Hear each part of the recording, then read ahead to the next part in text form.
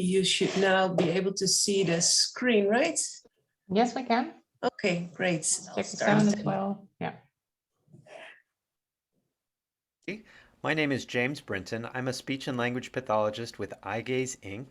We're in Virginia, USA, and today I'd like to introduce you to the iGaze Edge and iGaze communication technology. Let's jump right in. We are located in Virginia, just outside of Washington, D.C., the capital of the United States, and we've been in business since 1988, handcrafting the iGaze Edge communication device. Here it is. So the iGaze Edge is a combination of an eye tracker camera and a communication and computer tablet, just like you see here. The iGaze Edge uses the person's eye movement to operate screens, computer functions, and everything that you're going to learn about in today's presentation. The iGaze Edge has communication screen, so that's a keyboard and phrase page. It allows people to surf the internet and operate a computer just with the movement of one eye or two eyes. It gives them access to a smartphone for calling, WhatsApp, or SMS text messaging. And it also interfaces with environmental control so people can control the things around them. So how does iGaze work? Here we have a picture of the iGaze Edge on the left, and we have a child here in the front, and we've provided a small illustration of how this works. So at the bottom of the iGaze Edge is our eye tracker, which shines infrared light up at the person's eye. Meanwhile, they're looking at the computer screen, and the camera is reading and predicting where their eye is pointed at on the screen. Here's what it looks like in real life by someone who's using the iGaze Edge in a wheelchair. So you'll see that this is set up in front of her on her wheelchair with a mount. We have the computer tablet with the bottom, there's our eye tracker. And the iGaze Edge is used by people with different conditions. So typically people who are not able to use their hands or their mouth or a switch or a head mouse to access the functions of communication or a computer. So that typically includes people who have people with motor neuron disease or ALS, or other forms of locked-in syndrome where their body is not moving but their eyes are moving. People with a condition called spinal muscular atrophy, people who have had cerebral palsy, people who have brain injuries or other accidents where their body just is not cooperating with them to communicate or use a computer with their hands. Here's what it looks like in real life.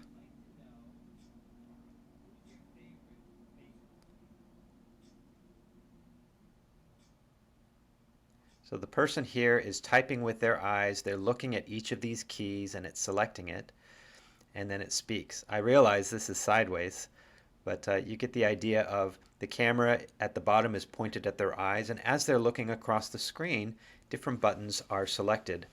When you look at a key for about a half a second, then it's like you push it with your fingers just by looking at it.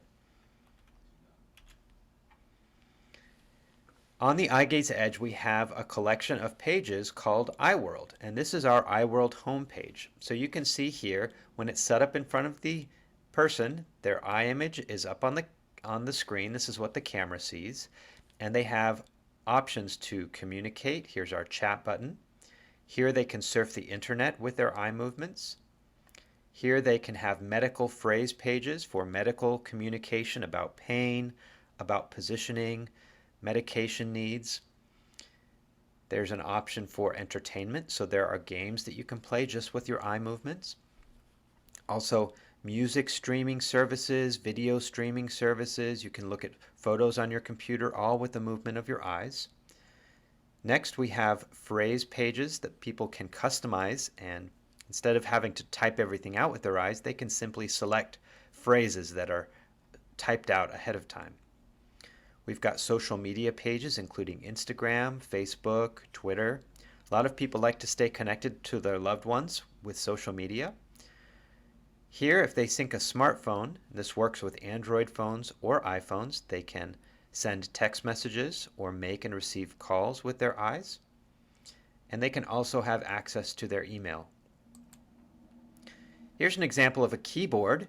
Here we have a QWERTY keyboard at the bottom. There's a space bar, a pause button, and here the person has typed out some thoughts that they have. This is actually one of our journal pages where they can type out their thoughts and save it for later. As I mentioned, there are many phrase pages that come with the eye gaze edge to help people who are bedbound or who may have communication troubles around their daily care. So here's an example of one page that allows someone to select from these phrases, and these can all be customized to the person. So if they're having pain, or if they're having trouble breathing, if they want to request more medication, they can answer yes and no questions, or they can jump to this pain scale page that will allow them to communicate the level and type and location of their pain.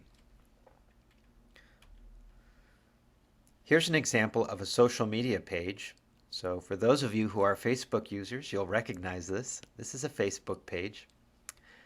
Every screen here has been optimized for someone to use with their eyes. So you'll notice that the Facebook website is in dark mode.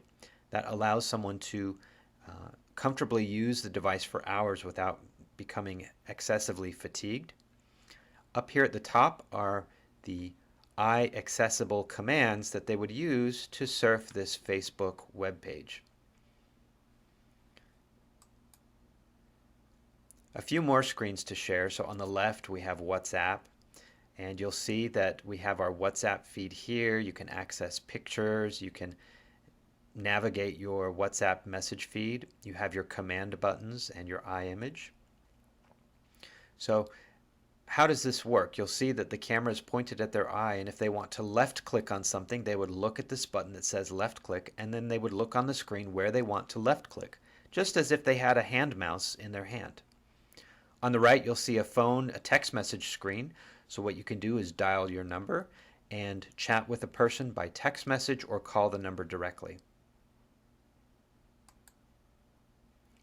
It also allows you to communicate with other devices that you might want to control if they have an infrared remote.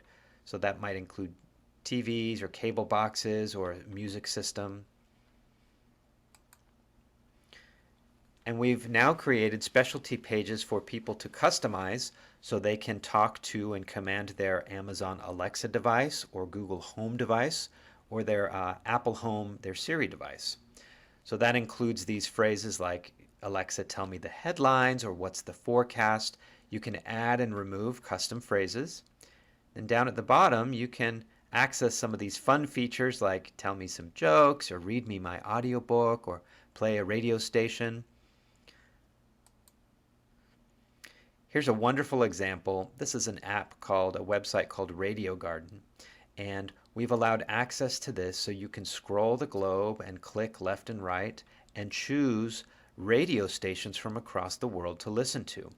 So remember that once the person is sitting in front of the eye gaze edge and they've calibrated and the camera understands where they're looking, they can access websites and computer programs just with their eye movements. And this is a fun example of a website that allows us to stay connected to the world, learn and listen to new things, and really enjoy our time when our eye movement is all that we have. Here's an example of Mei Lin. She's playing Candy Crush, which comes on, this is a Windows 10 tablet, so it comes with some games, and she's accessing these command buttons on the right and playing Candy Crush here on the left, just with her eye movements. The eye gaze edge also allows advanced computer control just with your eyes. Look here at this picture with me. You'll notice that at the top we have an eye gaze edge that is pointed at somebody's eye, which you see up here in the top right. She is communicating with this keyboard on the screen of the eye gaze edge, and she's also accessing and controlling the screen of her Apple laptop so she can access her iMessages and Facebook. So this is how she chose to access those programs, and it gave her not only communication but access to her social media network.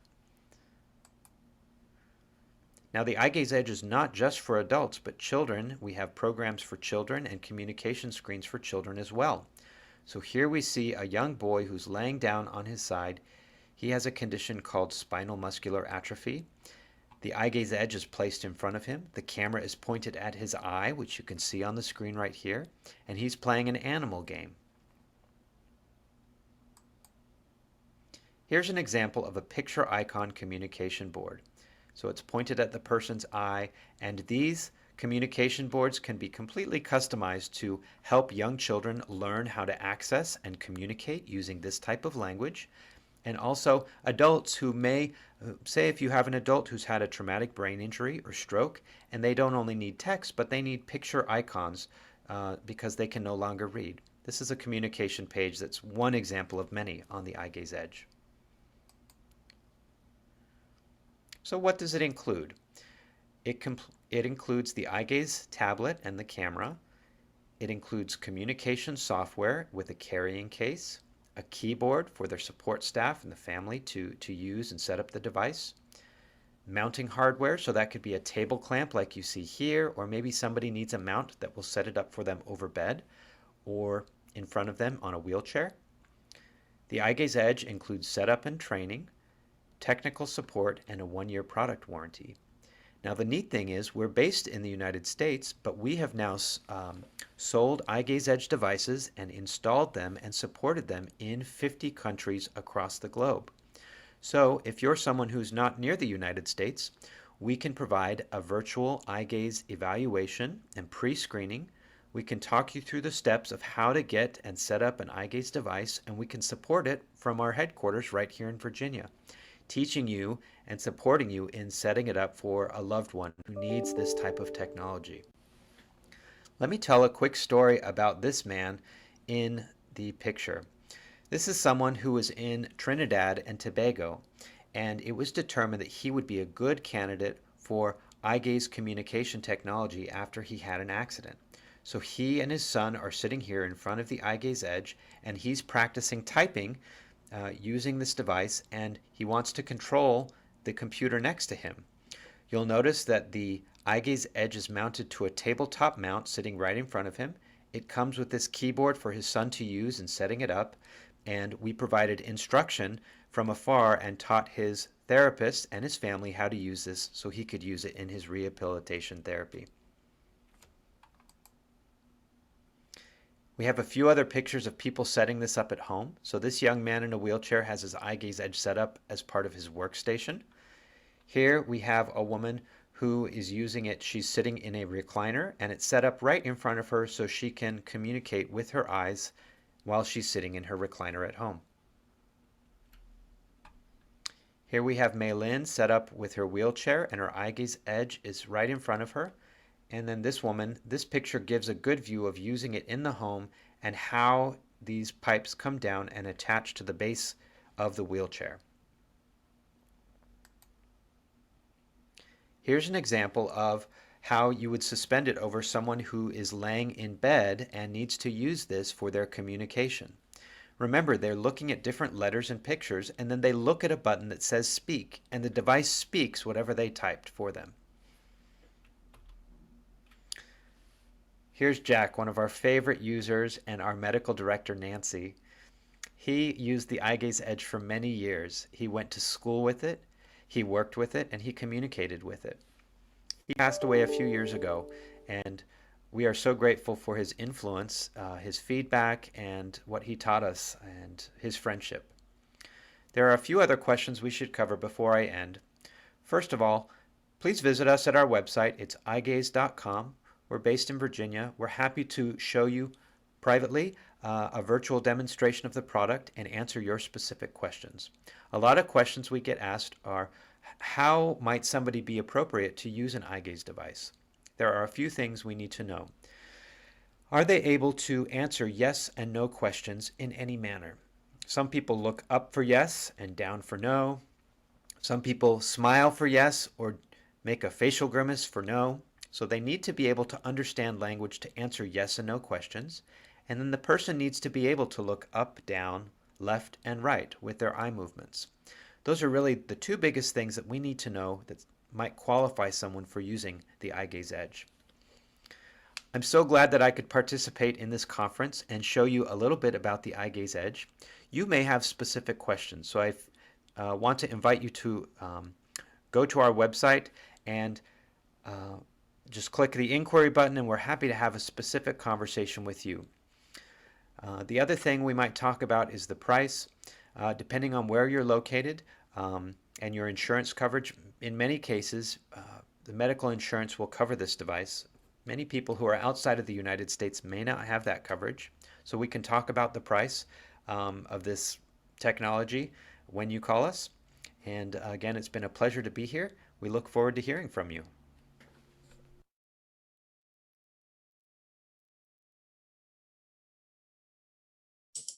That was video by James.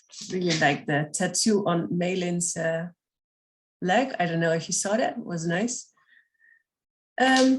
Our next speaker is live here with us now. Where did I leave my? There. Is live with us, fortunately. And she is Mariska Vansteensel. And Mariska is an assistant professor at the University Medical Center in Utrecht, the Netherlands, and the center is called the Brain Center. And she will be speaking about the at-home testing of a system that uses brain signals to control communication software. So rather than your eyes, you would be using your brain signals, Mariska, is that right? That's correct. Can you see my screen? Yes, we can. Okay, then I will get started. The floor is yours. Thank you. And thank you so much to the organizers, Dawn, Tracey, and Shannan, for inviting me to give a presentation about our work here. It's a real honor to be here, and it's very exciting to meet so many people with the same interest. So our work is really about communication, and communication has already been mentioned several times. It's very important for quality of life of people with locked-in syndrome. Unfortunately, there is a whole range of assistive communication technology available, of which the two latest speakers already gave some beautiful examples. However, it's also known that in some situations and for some people with locked-in syndrome, the current assistive communication technology, which is really based on residual muscle activity, do not work as efficiently as you would hope. And for those situations, a brain-computer interface or a BCI could be a potential, this is going too fast, solution. So a BCI is really a device that uses brain signals to control a computer.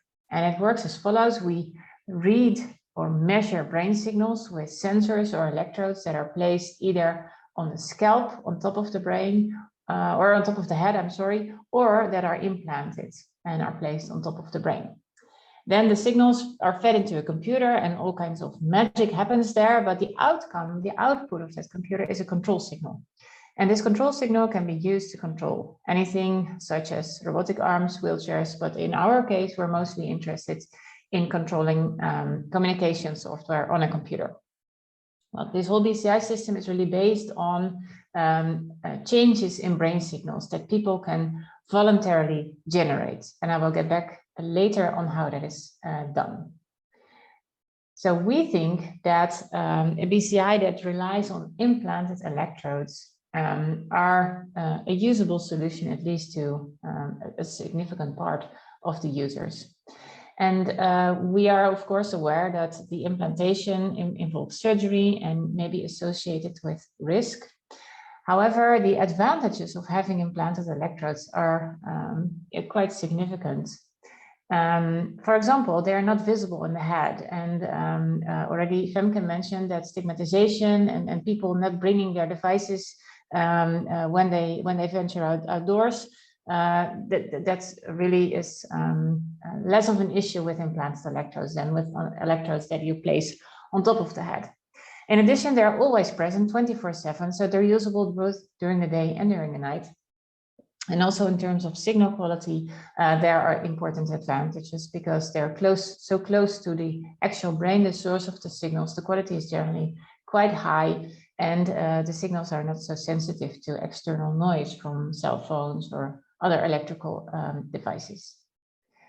So If you implant electrodes for BCI purposes, it's important to determine where you're going to put them. And ideally, we place them on a brain area that the activity of which can be activated or enlarged on a voluntary basis by people. And people can use different strategies to do that. And Femke and me did a joint study already some years ago on investigating which mental strategies people with locked-in syndrome prefer on generating those control signals for BCIs. And I will not go into detail on the different strategies that are out there, but we did a study in which we asked people with locked-in syndrome due to brainstem stroke and also due to neurodegenerative diseases. We asked them, okay, which of these do you find the most usable after having shown them a short video about each of them? And I want you to zoom in on the dark bars here in this highlighted section. The dark green bars, they represent the opinion of the users, the people with locked-in syndrome. And higher bars means more usable. So from all of these 8 different strategies, attempted speech, attempted body movement, and attempted hand movement were considered the most usable, the most interesting as a control strategy. And that is exactly what we are using in the first study on the usability, the home use usability of an implanted device for communication. And we call that device the Utrecht Neuroprosthesis, the UNP. And that device consists of electrode strips that are placed on top of the brain through small holes in the skull.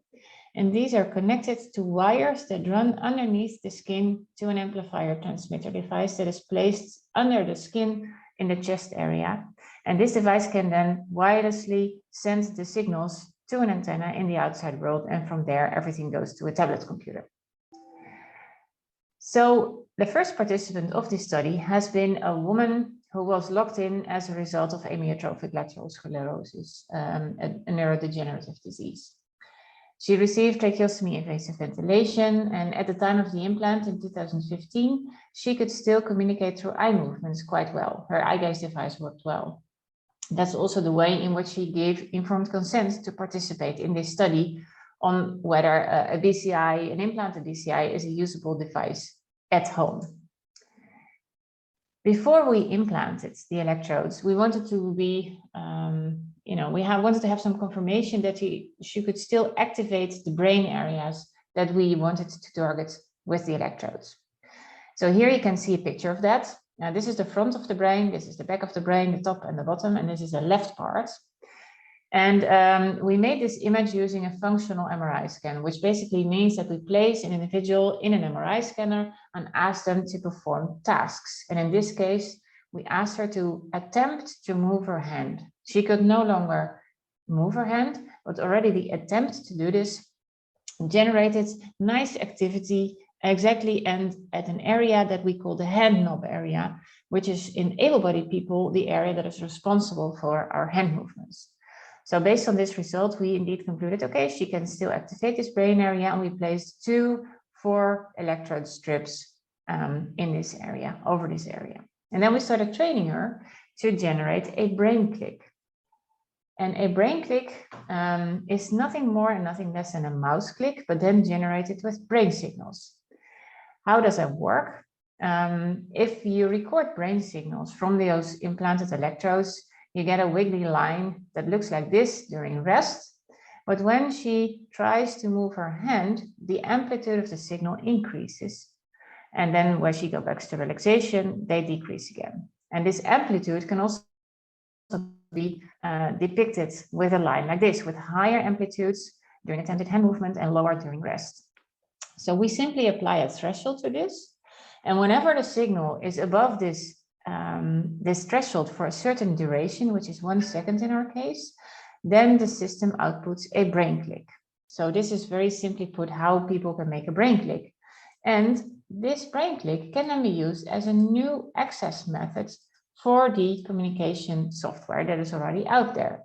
This is another software package than the ones that were discussed before. This is the Communicator 5 software from Tobii, another company. And it is set to switch scanning, which means that the highlighting moves automatically from top to bottom and from left to right. You probably are very familiar with this concept. And normally people can control this software with a head switch or a big red button. In this case, we use the brain click as a new way to selecting the fields. And this worked actually very nicely. And after some training, we gave the participants this system to use at home in her daily life without any researchers present. And we started measuring how frequently she used it. Well, this is a very extensive graph that shows within a period from May 2016 on the left to March 2021, so almost 5 years of data. It shows one bar for each month, and that bar represents the average number of hours of home use of the system between 0 and 24. So you can see that initially she did use the system, but not very frequently and not for very long periods of time. And when speaking with her and her caregivers about this, it made clear that she used it mainly outside of the house, where the eye gaze device did not work very well, and because of the lighting issues. But then, as a result of the progression of the disease, she lost the ability to move the eyes. That started somewhere in 2018. And she relied increasingly on the implanted BCI device for communication. And in September 2020, we also implemented a night mode, which means that she could use the system at night to call her caregiver also. And then since then, she's had the system all switched on for her to use between 20 and 24 hours a day. So I think this can be considered kind of a success story. We had a satisfied participant. I can show you her face with her permission. She has been all over the news in 2016 already with us. The system has been very stable, especially this first 3 years without any calibration. It offers spelling, caregiver calling during the day and the night, and it offers training games. It's highly reliable. It has become her primary communication technology, although I do have to add that in the most recent months, it has become a little bit more challenging for her to use it reliably. And we're investigating what the cause of that is. And in 2020, she actually had the battery replaced to be able to use it for some more years after the battery of the first one was going to deplete. And I think here are some statements on the left that tell us that she was really very happy with having the system, or still after 4 years after the implant. So I think, and generally speaking, we showed with this that people can use it at home without researchers being present. However, there are still some hurdles that we need to overcome before we can rule this out very widely. And one important issue is that there is inter-individual differences in the signal quality. Here we are comparing UMP1, who is the individual I just described, to UMP4, who is another individual with locked-in syndrome who was implanted in our study. And the most important message from this slide is that UMP1 shows very, very large differences in the signals between rest and active meaning attempted hand movement. But UMP4, this difference is much smaller, and that did affect her ability to use the BCI in an accurate way. And although this is not the only aspect of the signal that we are using for the control signal, we still thought it would be nice for the long term to assess in advance of the surgery if people have a large signal change or a small signal change, and then in a non-invasive way. So we actually, with those two participants, of course, we had the data of the implanted electrodes, but we also did a measurement with EEG recordings, external electrodes that look like this, to see if with this type of recordings, we could predict what is going to happen with the implanted electrode signals. And here we are comparing those two recording types. This is on the right, the signals from the implanted electrodes I just showed, with large differences for UMP1 and smaller ones for UMP4. And then these are the data from the EEG measurements of those same people. Again, UMP1 on the left and UMP4 on the right. And you can see, although the difference is less strong than with the implant, you can see that UMP1 actually has a stronger response also in the EEG than UMP4. And although this needs to be verified with many more participants, obviously, I think this at least indicates that EEG could be of added value at some point for the pre-surgical screening of implant candidates. Of course, communication with the BCI, with a brain click, is very slow, and we need to improve the speed of communication before it's actually considered a usable tool, I think, by more people.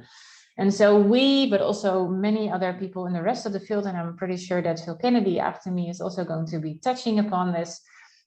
We are investigating whether speech can also be detected from the brain. And with that, I mean the attempt to pronounce words.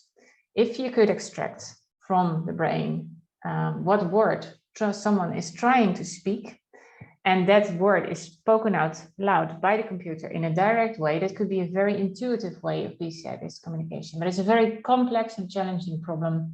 Many people are working on it. And with that, I would like to also add some more topics that in the field we still have to address. I already mentioned that we need to demonstrate independent home use and also faster BCI-based communication with more people with locked-in syndrome. For that, we will need new and fully implantable BCI devices, because currently the number of devices that is approved for implantation is very limited. It's almost absent, basically. Of course, if we want to ever roll this out in a clinical situation, we need to develop and implement standards of care together with clinicians. And that standard of care should include continued user support. And of course, we need to be speaking with users, clinicians, manufacturers, and the society about what people really want and what they need, about any ethical issues that arise from implanting electrodes or from direct speech, but also to make sure that in the end, if BCIs would be rolled out widely and for many people, that they would actually be accessible for all who need them and want them. And for that, I think for that last part, I think it's very nice to have this meeting today, bringing together the whole community of stakeholders will be important for these devices to be ever usable for those who need them. And of course, I do not do this all alone. We have a very large and very nice team of researcher colleagues, and we have important contributions also from different clinical departments of our hospital, and also I'd like to mention Femke also as an important contributor to this study. And I would like to thank you for your attention. Happy to take a question if there's still time. Thanks. Thank you so much, Mariska. Nice presentation. Fascinated by this graph of how it's increasing the use. That's nice. I saw some chats. I can read them for you. I see, for example, I had the same question during the talk, and Brissa was asking, what's the difference between this and the Neuralink implant from Elon Musk? Well, the implant that we used only has 4 electrodes, and the implant, the amplifier, cannot even transmit the signals from all electrodes at the same time. And at that time, and until very recently, it pretty much was the only device that was approved and had the capabilities of recording brain signals continuously and streaming them to the outside world. Elon Musk is working on an upgrade of this kind of devices with many more contact points, and it is going to be fully implantable as far as I know. It needs to be still approved. It needs to be stable, etc., etc. I think that Elon Musk is not the only one who's working on upgrades of devices, and it's important that these devices are developed, because if we want to ever decode speech and attempted speech in a good way, we will need the information from many little pieces of the brain to be able to do that. And the device that we have tested was very nice for demonstrating that a basic functionality can already provide value at the home, that it's useful at the home without any researchers present. But devices such as those developed by Neuralink, and we can talk a lot about the claims that he's making, etc., etc. But the fact that we need devices with more capabilities, I think that's a given and accepted by the whole field. So we are following this closely. Thank you. I think we have for one more question. I saw Stefan also asking some questions, 3. Should we pick one maybe, Stefan? Do you want to pick it for me? No, you find the one that's most provocative. Oh, the sensor lifetime, maybe?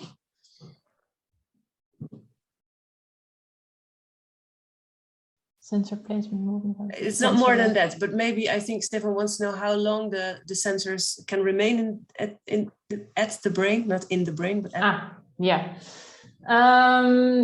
In principle, there's no limit to that. We have seen very stable signals in the course of multiple years. And there's no formal, for the current device that we have been using, there's no formal obligation for us to remove the device after some years. Our current limitation is mainly the battery of the device, because the device that we have used is not rechargeable. And another issue that we are following closely is that we're intrigued about is in what way progressive diseases are going to affect the signals in the long run.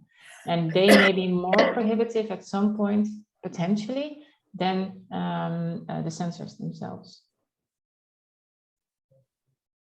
Okay, I think there is time for more questions. And I think it's Dawn asking the question, what is the speed of the speech? Adding, sometimes people just can't wait for me to spell things out and just give up. Yes, and this is speed is absolutely very, very important, and I think the whole field acknowledges that. I think it's currently, I cannot really say what is the speed of speech. Maybe Phil can comment on that later, but it's a balance between accuracy and speed, I think, at the moment.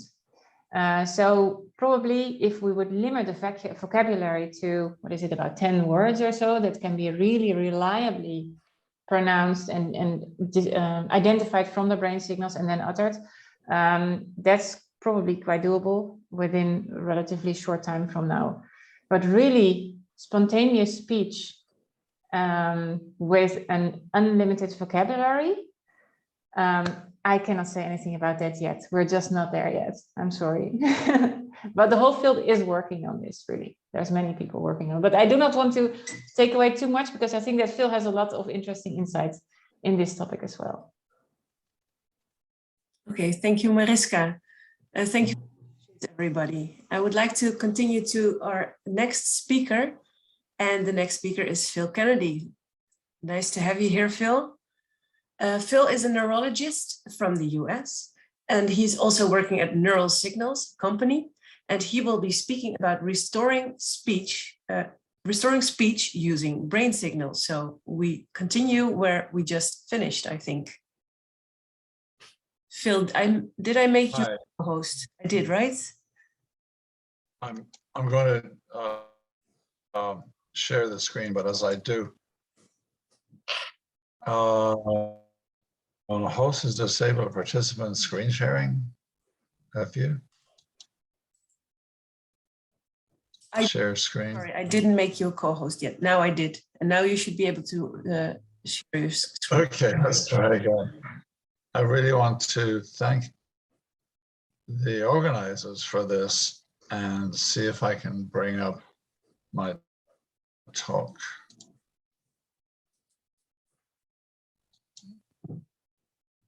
Okay, here, it should be here. Okay, can you all see this? Can you see the screen? No, we can see you, Phil, but I cut your screen's shot's not coming up. Yeah. Okay. You press share at the right bottom. Always the same thing. Share screen. You need to select what to share and then push the share now. But I did. No, you didn't. You can't see it? No? No. We see your pretty face, but that's it. Okay. Oh, maybe share here? Yep. Yeah. That's Yes. it. No. No, can you see it? No? Yeah, we can. Yes, we can see your PowerPoint. Yes, we can see everything now, Phil. You can see it? Okay. Yes. Perfect. I'll mute my Okay, microphone. fine. Floor is yours still. Sorry? I said, I'll mute my microphone. The floor is yours. The floor is mine. Okay. All right. Well, let's see what I can do. I really have enjoyed this brief for just a few hours. I had to get up at 5 o'clock in the morning to attend. So, so I will talk about the development of the speech prosthesis. And unlike Mariska and Neuralink and others, I'm using single units and pattern recognition of firing modulations. So let's get right into it. So how do we do that? Well, we don't lay an electrode on the surface, and we don't lay strips of thousands of little recording surfaces like Neuralink says, or other people have put tines in. We actually put in this clunky device, glass with few wires, which are coiled for strain relief. But there's trophy factor here, so the neurons send processes in and through, and coming in from both ends. And these processes, I call them neurites, become myelinated and therefore active. And that's what we record. So the wires, as you can see here, there's 1, 2, 3, 4 recording surfaces. And we're basically record across all that tissue that grows in there. And I'll show you the histology in a human in just a moment. So when recording, we have an amplifier that's underneath the scalp and attached to the electrode, and it's plus minus. So the neurons that send neurites, eventually myelinated axons, near one wire device in that direction, the other wire in that direction. And that's important from the point of view of being able to decode the signals. We did this in rats a long time ago to prove the system. This is back in the 19, I guess it seems like a terribly long time ago. But we did show that as the tissue grew in, as you deflected the vibrissa in the rat, that's the rat's nose and it's the right side, and there are rows of vibrissa. Eventually it comes down to just a few vibrissa. And these are 600 microns apart. Sorry, yeah. And so you can see that it records from a large area. So there are the publications. So that's the electrode I've just shown you. And the coiling of the wire is super important for strain relief. And then the shelf here that stops it being driven too far into the brain. So you don't want to miss. Anytime we've gone too far, we've had no signals. But if you go into the gray matter, bed cells, that's fine. You pick up signals. In the first patient, you can see a few neurons here, but the people doing the autopsy ripped out the electrode, but all I can show is the scar. And we studied this in rats and monkeys, and the electron microscopy shows myelinated, distorted but myelinated axons. And there's everything in there except no scarring, no neurons. And so we were, and that's the publication. We had one patient that you'll probably all know, ER, Eric. Everybody knows him as Eric. So, but anyway, 13 years post-implant, we got the histology. And I was able to dissect out the tissue. These are the wires, the gold, 2 mil gold wires, Teflon insulated. And this tissue, label number 2, was the tissue inside the cone, and this is the tissue outside the cone. And you can see the coiled wire back here. So at Emory University, we did this analysis. You can see this is a H&E stain. You can see the 3-wire openings or holes within the tissue. And as we get further out down to the distal end, you can see just one opening, where 1 wire, because the wires are so they're offset one to the other. And we looked at, found lots of myelinated axons are pointed out by the arrows. And when you do a myelin stain, you see that these are myelinated. And when you look for scarring, that's a control of what scarring would look like. And this is what ours look like. So there's no scarring. There's no scarring, lots of myelinated axons, and after 13 years. And we recorded from Eric for 10 years, almost 10 years. And in the last set of recordings, he was very ill at that point. The last set, he was able to condition the units. But let me show you some of the units right now. So as I mentioned, you can depolarize one direction and the other direction, and you can see that they're very small signals. So it's a lot of work to sort out which signals. And so we use Neuralink's cheetah system, and you simply encircle the groups like here, for example, and you end up with a mess like that. But then you can click here and click there, get rid of the others, come back and do them again, and you end up with a signal like that. Okay, so you do just like in a histogram, so you do an autocorrelation, and you can see just a single peak.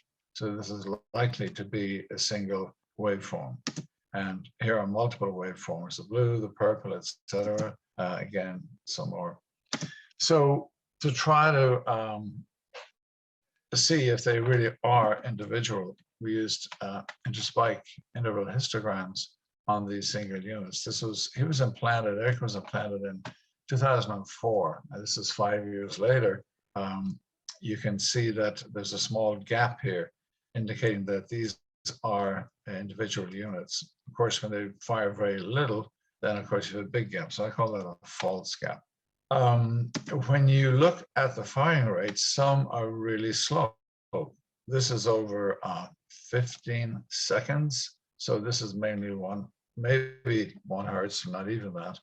And some fire really fast. Maybe they're interneurons, and maybe these are bed cells or corticospinal tract neurons. So I'm going to talk about my data, excuse me, because I couldn't answer all the questions with Eric, so I implanted myself down in Belize. And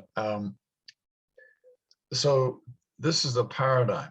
You can see the continuous signal over about 50 seconds. And there was a control period, and then I spoke audibly and then silently. At the same time, I was able to hit an event marker. Each time I wanted to speak, I would do the same thing. Different size, different amplitude event marker. And same with the silent speech. When I knew I was speaking silently, I'd hit the event marker, just to make it easier for the analysis. And there's an X-ray of my head afterwards with the, you can see actually 4 wires going to this area, which is just above my left ear, which is the motor speech area. It's the primary motor cortex just above the sinus. And then these are the connectors to the amplifiers. For example, here's one amplifier, there's another, and here's another. And these guys here are the power induction coils. So we powered up the device, and the amplifier not only amplified it, but also transmitted using FM. So we did a lot of studies. I had the same as we did in Eric, and the phonemes, the 39 English, they're phonemes in the English language. And these are the vowels, and these are the consonants on this side. And you can see that in electrode number 1, that there are more units related to vowels than there are to consonants. And in electrode number 2, probably a bit more related to consonants than there are to vowels. Electrode number 3, it's pretty even with a lot here. So we try to decode speech. Of course, this is all done offline after I gather the data. And we use single units on their own, and we use bursts. So in other words, if you look at this example, you see a burst of firing and then drops the baseline in another burst. Here, maybe an increase in firing. Here, they're similar to that, where they'll drop to the baseline. So we categorize them like that. 0 would be no burst, 1 is an increase or decrease of firing from baseline, etc. And so if you looked at the average burst patterns during audible and silent speech for the words hello world, some of them are fairly similar. We got 4s, that's an increase followed by an increase. The one I just showed you, this one. You found that in both audible and silent speech, and some are fairly similar here and here again. So there's some similarity. And so we use pattern recognition programs from MATLAB. For example, the Levenberg, Marquardt, and the Bayesian regularization programs. And we took, in the 10 trials, we took one that seemed to be similar to the others and used that as a baseline. So we're regressing all the other trials against what could be the actual so-called best trial. And you can see some of the regressions are like 0.9, some are not so good. And the same with Bayesian, again, some of them near 0.9. So we looked at hello world, and we looked at single units, and looked at the average regression. We just used single units, and it was like 0.4. But there was no difference between audible and silent speech. That's hugely important. And then again, if you use the burst, well, the regression is higher. And again, there's no difference. P is less than 0.09 between audible and silent speech. Again, that's so we could detect even silent speech. And silent speech really means I'm trying to say it. I'm not imagining hello world. I'm not thinking it over. I'm actually trying to say it without saying it. And if you go back to the paradigm, if I happen to be saying it, that would have shown up, and I would reject those data. So that's published. We did that with phonemes as well, like g and ch. And again, remember the control period. So that's a control, and this is the audible and silent speech. So if these were not different, they could still be noise. So comparing them to the control was super important. And again, the P's are less than 0.01, 0.01 compared to controls, and 0.66 compared to each other. So they're not different, they're different from the controls. The same here, not quite as strong, but still confirming our analysis with phonemes and with phrases. So we did a lot more than that, but all I'm trying to say here is the speech subjects data demonstrate the patterns of single unit bursts allow detection of phrases during audible and silent speech. The key paradigms for the present analysis is the neural net fitting and classification paradigms from MATLAB. And what we need now is an increased number of single units. Well, okay, we don't need as many as Elon Musk or any of the other workers in this field. But I did this analysis on about a dozen units. And so if I have a few hundred, which of course who plans to get, I think it'll be much easier to decode. And of course, we need to improve multi-channel electronics, and we're working on that. But the other key to decoding is to do it online in real time. So if you progress beyond 200 milliseconds from the subject's saying a phrase, and it's beyond 200 milliseconds, it feels like an echo and unrealistic. So it has to be decoded very quickly. And that's something we're working on also. And I feel that if we can do that, we can implant the next patient. But until we do that, and I'm not going to implant like we did with Eric and do the analysis offline later on. That's not what people want now. I mean, that would not be fair because we know how to do that. So these are the people who worked. Ananya is a student working with me now. Dino Andres, an engineer. Dr. Cervantes is the neurosurgeon in Belize who implanted. He did some surgery on Eric, but he also implanted me. So quite comfortable with them.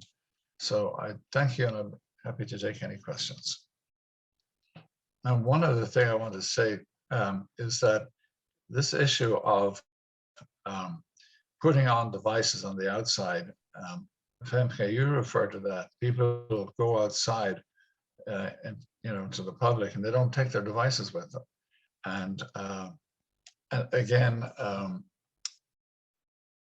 so in other words, everything should be invisible because mesis is super important. And now we haven't achieved that, but we do intend to achieve it so that it's just natural and people are just speaking naturally.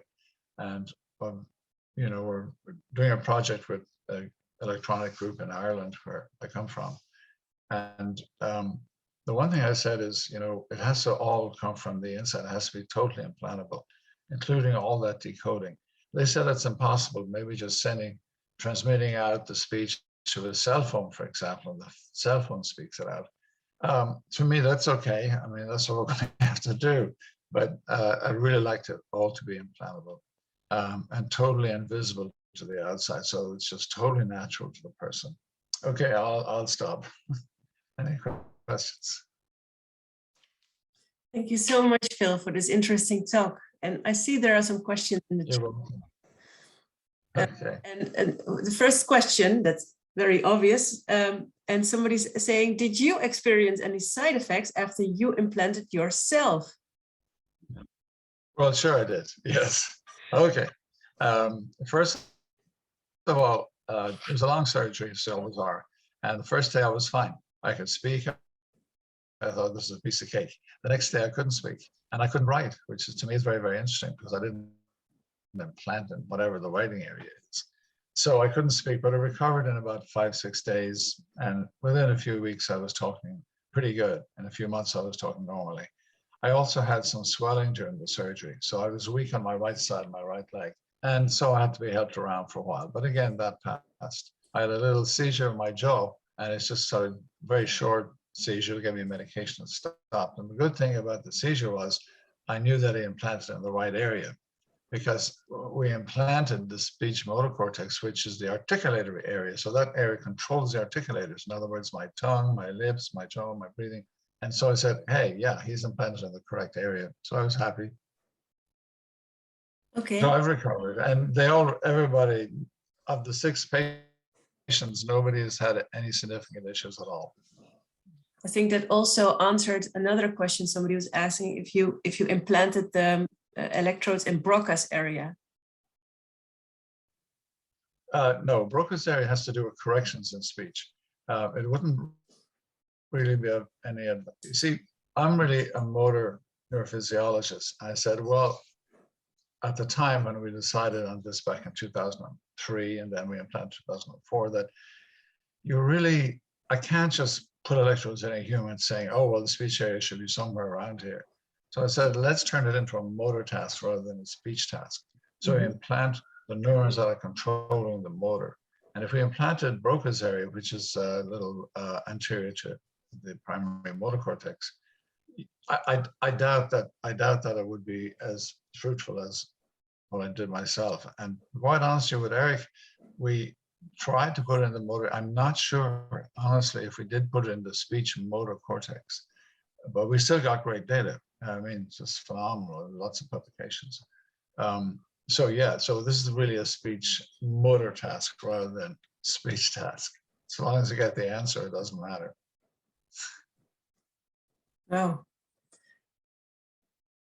I don't see any more questions in the chat. If you want a question or a comment, now's the time, I think. Otherwise, I would thank Phil for his wonderful talk, and we should continue to also some plenary discussion about how to go further with this initiative. No more final questions? I don't see anyone. So thank you, Phil and Mariska and all the other speakers. And for the plenary discussion, how to get started, I just had a peek at the evaluation form. We have 6 answers so far on the feedback, and there is consistency on that all 6 people would like to see more events on LIS in future. So this is something we need to continue. But I think the main question could be how. And we have some discussion points, like, can I say them out loud, Mariska, or should we ask the room what they want? So one question is, okay, we have several people here in the room, associations and people who would like to do something internationally on locked-in syndrome. How can we build a community? The second question is, if we do another webinar or physical meeting, how can we make it better? What topics would you like to hear about? In the feedback forum, I already saw some talks about therapy would be nice, or rehabilitation from clinicians. I see people nodding immediately. Also some offers from really nice people to share some knowledge or their experience. But I don't want to talk anymore. You should be talking. So does anybody have some suggestions on, for example, the international community? How can we build that?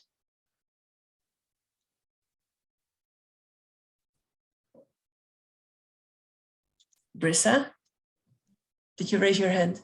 Yeah, I think just hearing from people that are have survived, or that have feedback, that are personally going through it or have gone through it, I think that would be beneficial also, just hear from them. And you experienced it, right? Yes, I'm a LIS. I had a pawn stroke and I had locked-in syndrome. I was locked in for a couple weeks and slowly started getting everything back. It took about 4 years to regain everything, but I'm fully recovered now, physically speaking. I still have deficits, but they're invisible now. Okay. So I think that's a really good suggestion, to have people with experience talking about it in the next webinar, for sure. Can I cut in here?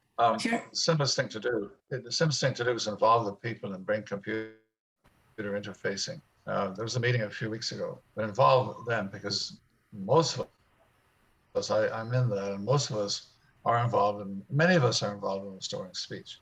And yeah, I don't know if you remember that I wrote that friend of mine, David Jane, he passed on last year. He wrote to me on his computer that, speech would make me human. I had asked him, do you want me to restore your arm?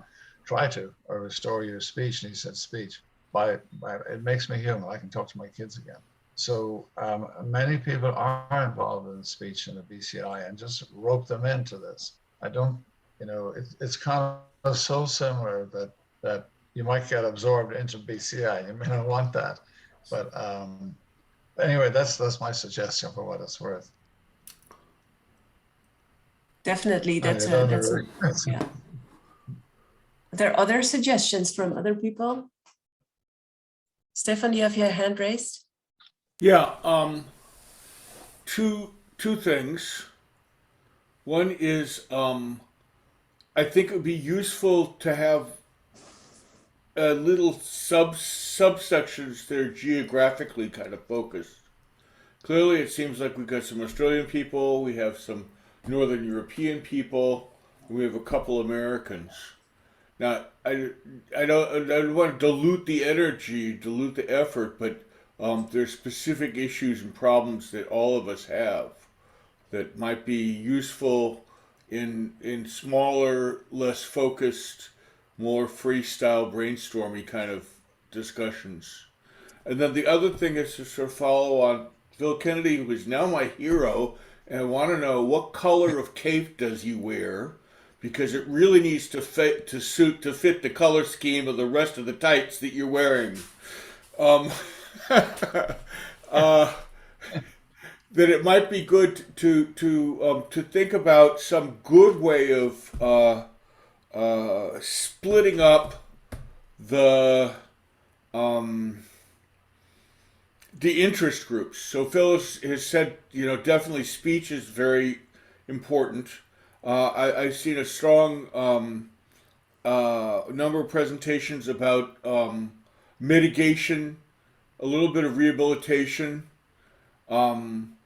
I I've seen a lot of I've seen technology with the presentations of the applications.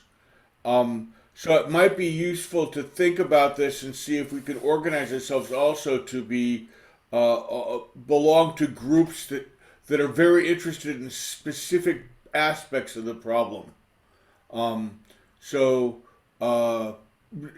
BCI is interesting, but also variations on scan and select I think are interesting. There's Phil's approach to actually going right at the problem. My approach is closer to the scan and select stuff. And so there's two axes. One is the area of interest, or which I guess people were calling that community of interest. And then the other is the location and is sort of how to share resources, and that might be locality of researchers. So I just throwing those two things out. I know I'm going to be following up, talking to the number of the people, the Americans, and also the French person from the LAS study consortium. But yes, and I see. Okay, so that's my thought. Ongoing and smaller doesn't necessarily. One aim is achieved. People are starting to connect here, so that's great. That was the purpose of the webinar. Also, because if we talk about this community, the French Alice has done quite a big achievement, I think, by connecting many people. And we were sharing an email in preparation for this webinar where Véronique Blondet, I don't know if she's here. Not here. Is somebody from Alice here? Was. So they are in contact, as far as we know, with here from Italy, right? I was going to ask them if they have some tips on how to build an international community even. I think that Hubert is from Alice, is that correct? Yes, I'm VP from Alice. Okay. Right. Do you have any tips for us? Excuse me? Do you have any ideas on how we could build an international community? Well, I think it's very interesting to have such an event, and I'm sure many list people could be interested also seeing this kind of event. They are looking for what's happening in the future, what is the new evolution of a technology to help them for their life. So everything we can give to them, everything we can bring to them is very, very important for us. Okay. And maybe, if I may, we can maybe organize a call with you and Véronique, so we can learn from everything that you have done the past 20 years, because I think that you really already achieved a lot to help people with locked in. And it would be great to transpose like what you did already in France to other countries. So maybe we can stay in contact. And, yeah, of course. I don't know the exact format, but meeting together is so ephemeral. And it would be good to start thinking about how we can, well, maybe not a journal, somehow to collect what we've shared and learned, and then make that available in a more durable format so that people can riff on it. Because what we have now is like lots of little teeny puddles of research and information, but really no one place. And I think starting with a review of publications from people that came out of being locked in might be good. A short thing about a review and a synopsis of what this meeting was all about, but something that, if we did put up a web page, we could have a publication area, and that might be, we might have it's not really a journal, it's more like a newsletter. But something that people could print out and have and look and check and, make check marks against, and establish continuity by physicality. Yes. Can I say In something? favor. Phil.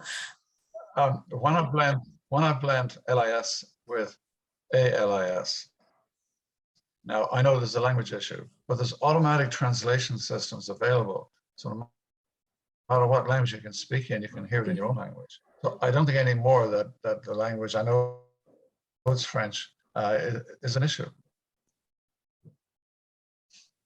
Yeah, so sign up. Just throwing it out for list discussion. of ALIS is a good start as well, right? Are there any other suggestions for building the international community? Maybe we should talk about people as well. Yeah, I have one. There's a very active ALS program. There's a neurologist in North Carolina. I think of his name in a moment, but he's involved in a wide number of trials. I guess it's more for ALS, but it's just that there are building up more groups of people trying to solve the problem of being locked in. Yeah. So. There are more associations. Brissa?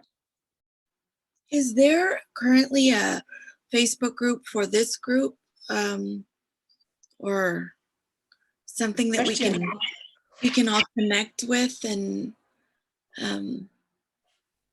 I mean, not yet, but that could be another suggestion, to have a social media channel where we can share, you know, interesting publications or, you know, information. Yeah. Will you email that to us once you guys?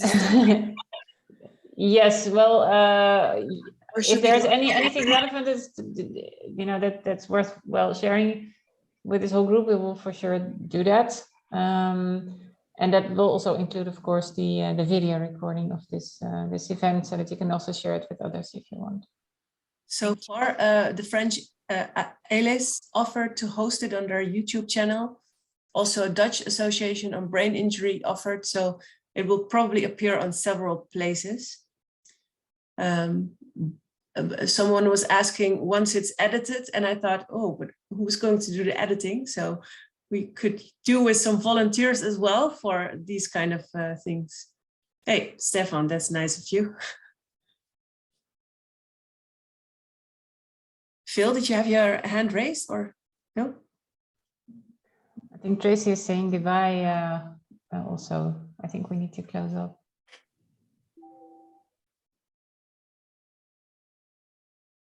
Tracey, goodbye. See you soon. Bye.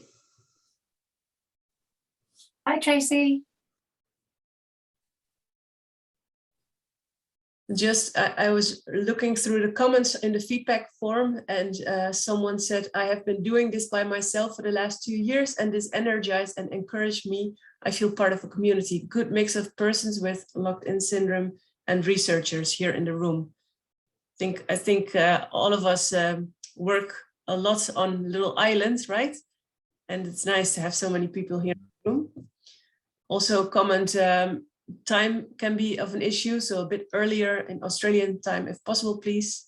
An international platform to share information. And someone said maybe a physical event as well, if this keeps growing, so you can see each other, with excellent opportunity for people who need to join online. Those are some comments that I heard from the feedback form. Are there any other points that anybody would like to address? Maybe we all need to move a little or get some outside air as well at some point. Or some sleep for some others, probably. Yes, sleep. Right. Okay, then I think Mariska, is it time to say goodbye and thank you to everybody. Bye-bye. Thank you so much. Thank you, Bye-bye. everybody. Thank you Thank you all. very much, Phil. Bye-bye. You're welcome. Thanks to all the speakers. It was wonderful to hear from you. Thank you. Wonderful speakers. For the listeners. Okay. Thank you. We'll do it again. Bye-bye. Thanks, Femke. Next time. Bye, Stefan. Bye. Bye, Stefan. Bye. Bye, Dawn. Bye, Mariska. Bye, Femke. Bye-bye.